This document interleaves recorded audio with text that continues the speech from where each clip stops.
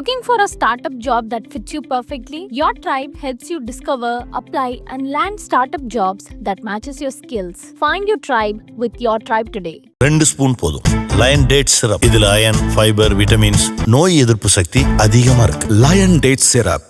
உலகின் மிக வலிமையான தலைவராக கருதப்படும் டொனால்ட் ட்ரம்பிற்கும் அவரை தேர்தலில் முழுமையாக ஆதரித்து அதற்காக தாராளமாக செலவு செய்த உலகின் மிகப்பெரிய பணக்காரரான எலான் மஸ்கிற்கும் நடக்கும் சண்டைதான் இப்பொழுது உலகம் முழுக்க பேசுபொருளாக உள்ளது. 2016 ஆண்டு அமெரிக்க அதிபர் தேர்தலில் டொனால்ட் ட்ரம்ப் போட்டியிட்ட பொழுது எலான் மஸ்க் ஒரு பேட்டியில் அதிபராக இருப்பதற்கு ட்ரம்ப் சரியான நபர் அல்ல என்றும் அமெரிக்காவை பிரதிபலிக்கும் குணம் அவரிடம் இருப்பதாக தெரியவில்லை என்றும் கூறியிருந்தார். அப்பொழுது எலான் மஸ்க் ஜனநாயக கட்சியின் ஜனாதிபதி வேட்பாளர் ஹிலாரி கிளின்டனை ஆதரித்தார். ஆனால் அந்த தேர்தலில் வென்று அமெரிக்க அதிபராக ட்ரம்ப் பதவியேற்றார். 2017 ஆண்டு ட்ரம்பின் முதல் பதவிக்காலம் தொடங்கிய சிறிது காலத்திலேயே மஸ்க் வெள்ளை மாளிகையின் முக்கிய ஆலோசனை குழுக்களில் சேர்ந்தார். அதில் ட்ரம்பின் உற்பத்தி வேலைவாய்ப்பு கவுன்சிலும் அடங்கும். ஆனால் பாரிஸ் காலநிலை ஒப்பந்தங்களில் இருந்து ட்ரம்ப் விலகியதை காரணம் காட்டி சில மாதங்களுக்கு பிறகு மஸ்க் அந்த பதவிகளை விட்டு வெளியேறினார். காலநிலை மாற்றம் உண்மையானது. ஒப்பந்தத்தை விட்டு வெளியேறுவது அமெரிக்காவிற்கோ உலகத்திற்கோ நல்லதல்ல என்று ஜூன் 2017 மஸ்க் கருத்து தெரிவித்தார்.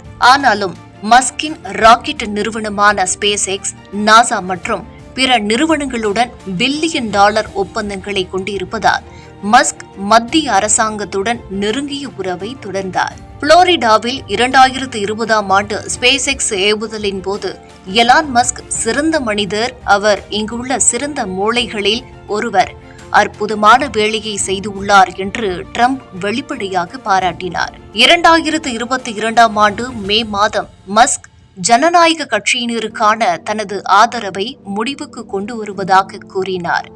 அவர்கள் பிரிவினை மற்றும் வெறுப்பின் கட்சியாக மாறிவிட்டனர் என்று குற்றம் சாட்டினார்.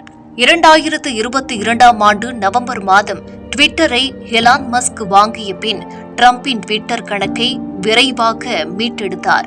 2021 ஆண்டு ஜனவரி 6 அன்று அமெரிக்க தலைநகர் மீதான தாக்குதலுக்கு பிறகு ட்ரம்பின் ட்விட்டர் கணக்கு சஸ்பெண்ட் செய்யப்பட்டிருந்தது. 2024 ஜூலை 13 அன்று பென்சில்வேனியாவில் நடந்த பிரச்சார பேரணியில் ட்ரம்ப் ஒரு படுகொலை முயற்சியில் இருந்து தப்பிய சில நிமிடங்களில் ஜனாதிபதி ட்ரம்பை முழுமையாக ஆதரிக்கிறேன், அவர் விரைவாக குணமடைவார் என்று ட்ரம்புக்கு மஸ்க் தனது ஆதரவை தெரிவித்தார். ட்ரம்பின் பிரச்சாரத்தில் எலான் மஸ்க் இணைந்து அவரையும் மற்ற குடியரசுக் கட்சி வேட்பாளர்களையும் தேர்ந்தெடுக்க சுமார் $277 மில்லியன் செலவிட்டார். ஆகஸ்ட் 2024 நூற்றாண்டின் நேர்காணல் என்று ட்ரம்பால் வர்ணிக்கப்பட்ட ஒரு நிகழ்வில் எக்ஸில் நடந்த ஆன்லைன் கூட்டத்தில் மஸ்குடன் ட்ரம்ப் இணைந்தார். தொழில்நுட்ப சிக்கல்கள் காரணமாக நிகழ்வு மீண்டும் தாமதமானது. ஆனால் பைடனின் குடியேற்ற கொள்கைகள் மீது இருந்த வெறுப்பு காரணமாக இந்த ஜோடி பிணைப்பை கண்டது. டிசம்பர் 2024 அமெரிக்க அதிபர் தேர்தலில் வெற்றி பெற்ற பின் தனது தேர்தல் உரையில் மஸ்கை ட்ரம்ப் பாராட்டி ஒரு நட்சத்திரம் பிறந்துள்ளது என்று கூறினார். மத்திய அரசின் செலவினங்களை குறைக்கும் பணியை மேற்கொண்ட அரசாங்க செயல்திறன் துறையை வழிநடத்த மஸ்கை ட்ரம்ப் நியமித்தார். ஆனால் அது மஸ்கின் $1 டிரில்லியன் இலக்கை அடையவில்லை. ஒரு நேர்மையான மனிதன் இன்னொரு மனிதனை நேசிப்பது போல நான் டொனால்ட் ட்ரம்பை நேசிக்கிறேன் என்று மிகவும் நெருக்கமாக இருந்த இவர்களின் உறவு குறித்து மஸ்க் பகிரங்கமாக வெளிப்படுத்தினார். பிப்ரவரியில் மஸ்கும் ட்ரம்பும் ஓவல் அலுவலகத்தில் ஒன்றாக தோன்றினர். மஸ்கின் மகனுடன் பத்திரிகையாளர்களின் கேள்விகளுக்கு கூட்டாக பதிலளித்தனர். டெஸ்லா நிறுவனம் ட்ரம்ப் எதிர்ப்பாளர்களிடமிருந்து வன்முறையை எதிர்கொண்ட போது எலான் மஸ்கை ஜனாதிபதி ஊக்கப்படுத்தினார். மார்ச் மாதம் வெள்ளை மாளிகை புல்வெளியில் டெஸ்லா காரில் ட்ரம்பும் மஸ்கும் பயணித்தனர். மஸ்கிற்கு ஆதரவளிக்கும் விதமாக புத்தம் புதிய டெஸ்லாவை வாங்குவேன் என்று கூறினார். அவர் ஒரு அற்புதமான வேலையை செய்கிறார் என்றும் ட்ரம்ப் தெரிவித்தார். மத்திய அரசாங்கத்திற்கான தனது பணியை முடிப்பதற்கு சில நாட்களுக்கு முன்பு ட்ரம்ப் அரசாங்கத்தால் கொண்டுவரப்பட்ட முக்கியமான ஒரு பெரிய சட்டத்தை மஸ்க் விமர்சிக்க தொடங்கினார். இந்த மிகப்பெரிய மூர்க்கத்தனமான பாராளுமன்ற செலவு மசோதா அருவருப்பானது, இதற்கு வாக்களித்தவர்களுக்கு அவமானம், நீங்கள் தவறு செய்தீர்கள் என்பது உங்களுக்கு தெரியும் என்று மஸ்க் கடுமையாக விமர்சித்தார். ஜூன் 5 அன்று இந்த மோதல் உச்சகட்டத்தை அடைந்தது. ட்ரம்ப் தான் இல்லாமல் ஜனாதிபதி பதவியை வென்றிருக்க முடியாது என்று மஸ்க் கூறினார்.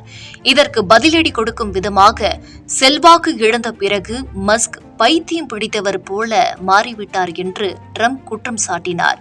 மேலும் மஸ்கின் நிறுவனங்களுக்கு மத்திய அரசு வழங்கும் மானியங்களை குறைப்பதாக எச்சரித்தார். இதையடுத்து மஸ்க் ஒரு மிகப்பெரிய குற்றச்சாட்டை ட்ரம்ப் மீது சுமத்தினார்.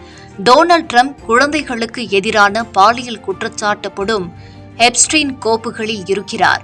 அவை வெளியிடப்படாததற்கு அதுதான் உண்மையான காரணம் என்று தனது எக்ஸ் தளத்தில் பதிவிட்டார். இதற்கு பதிலளித்த ட்ரம்ப், நான் சீனா, ரஷ்யா, ஈரான் இன்னும் பல பிரச்சனைகளில் கவனம் செலுத்துகிறேன். எலானை பற்றி யோசிக்கவில்லை. அவருக்கு என்னுடைய நல்வாழ்த்துகள் மட்டுமே என்று கூறினார்.